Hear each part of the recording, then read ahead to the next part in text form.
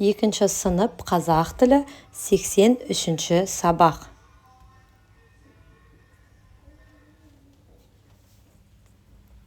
Өзіңді тексер. Бірінші жаттығу жаңылтпашты оқып жатқа жаз. Алма барда алмұрт алар ма?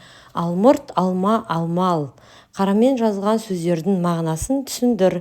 Алма сөзінің амоним екенін дәлелде.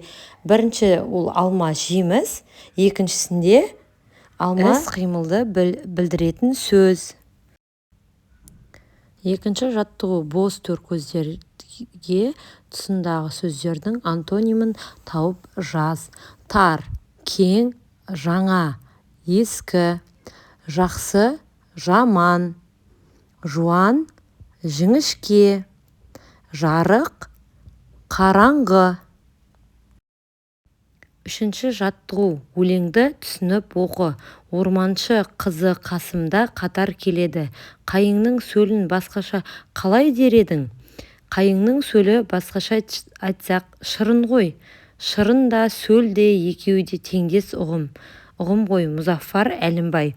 Өлеңнен сөл сөзінің мағынасына жоқ сөздерді тауып жаз. Сөл, шырын. Төртінші жаттығу кестені дұрыс толтыр. Құрылысшылар, кітаптар, көліктер, достықпен, жазық.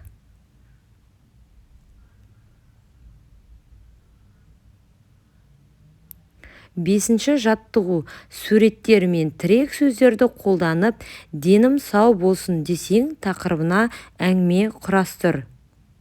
Дәрумендер, таза ауа, спорт, күн тәртібі деген сөздерді пайдаланамыз. Денім сау болсын десең, мына әрекеттерді жаса.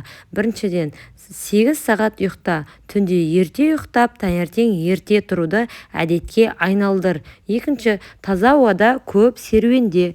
Үшінші, телефон қараудан аулақ бол. Одан да далаға шығып футбол ойна. Төртінші, ағзаға пайдалы жеміс жидектерді көп жеуге тырыс. Себебі ол адамның денсаулығына пайдалы.